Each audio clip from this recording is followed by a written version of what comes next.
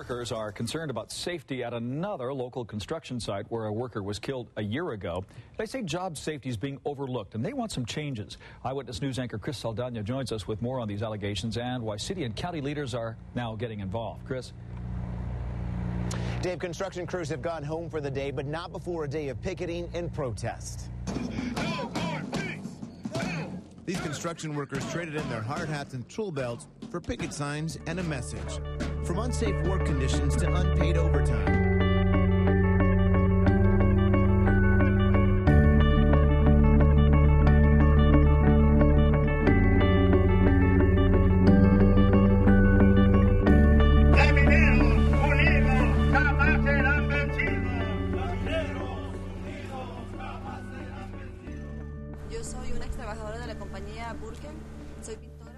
I'm a former worker at the company Burham Painting.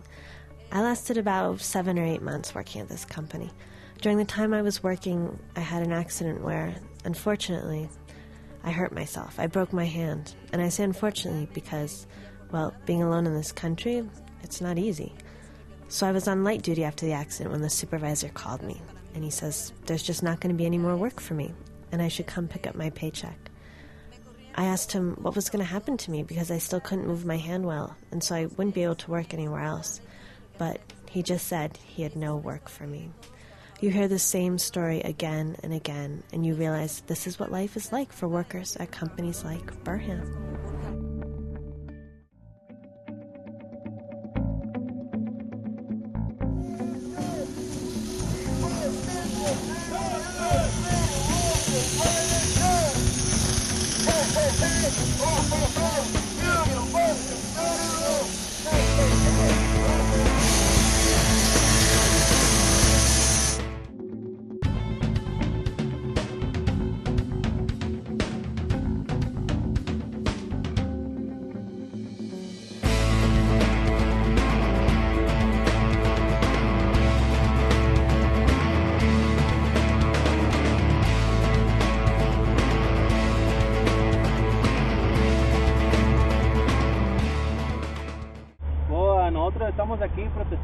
We're here protesting against Pulte Homes.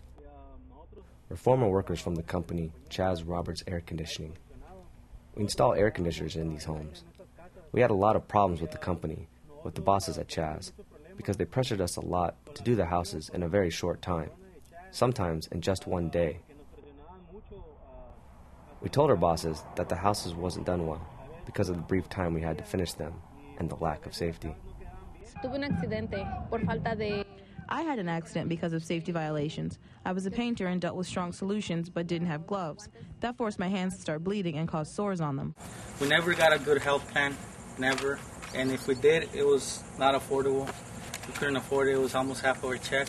But we're doing this so we can build some justice, so we can get our money back, I guess, and for the workers and get a good health plan and just make life better.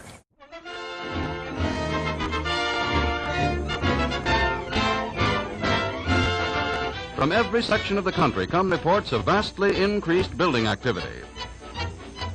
Now in these pictures we show you a few of the thousands of houses of all types that are currently under construction as a result of this building boom. In 2006, the top largest 10 home builders in the United States built 26% of all of the homes. Back in 1994, the top 10 home builders built 9% of the homes. So the largest developers are getting bigger and they're having more influence in the market. And they continue to employ subcontractors who fail to pay livable wages. In Nevada, in the year 2005, 84 cents out of every dollar spent in the construction industry was spent in the residential sector. So that tells you how large of an industry the residential is.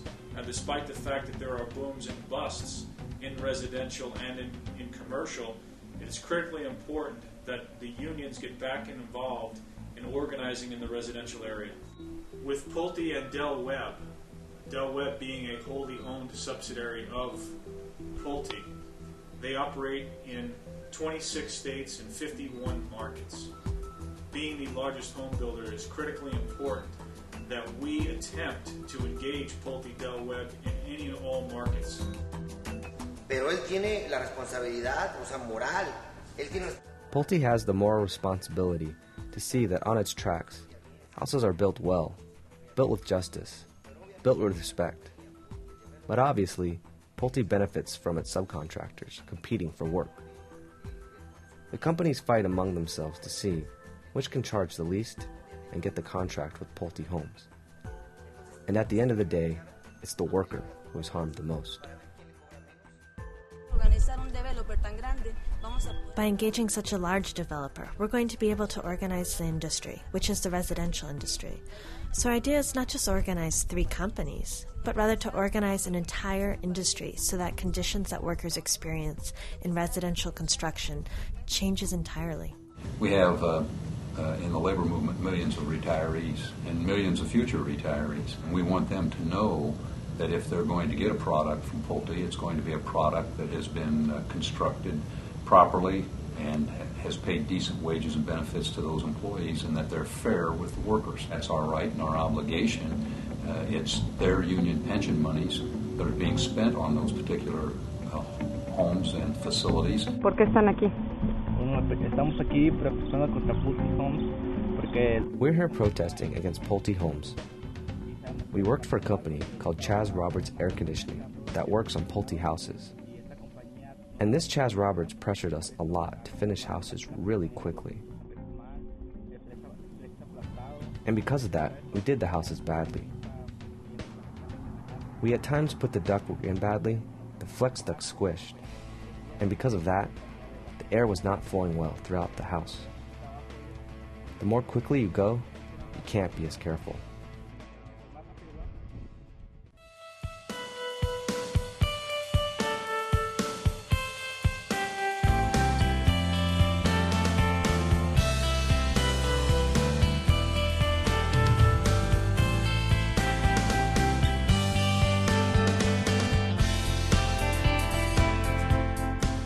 In 2005, my family and I bought a home from Pulte, and within the year we had countless problems. The ceiling coming down in the kitchen because of plumbing leaks upstairs in the master tub. We had major electric arcs that blew out, air conditioning unit, the refrigerator. We had stucco problems, gaps big enough to put your hand up in. I went to the shareholders meeting in Detroit, Michigan. I was wearing a lemon costume and got into the shareholders meeting dressed as a lemon. I thought over and over, you know, what could I say to somebody, and does he really understand really how devastating it is for families? And you know, it got to the point where we were lot 33. We weren't the Templetons. We were lot 33. And I went hoping that at least that my voice and my opinion would show him that we're not lot 33, that, you know, we're moms and dads, families.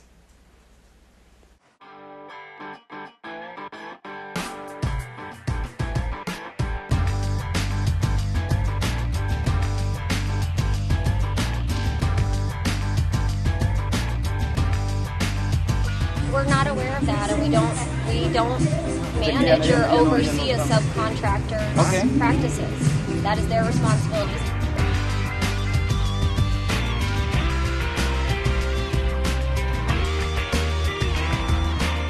If I can help out at all, if I can contribute what I can, that, like I said, all of us joining together can make a difference. I don't think it's going to be one person or one group organization. I think it's going to take everybody working together to take on we're talking big billion-dollar company. It makes a difference.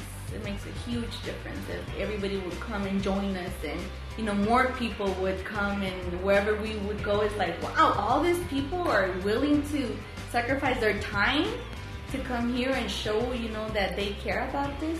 Yeah, the more the better.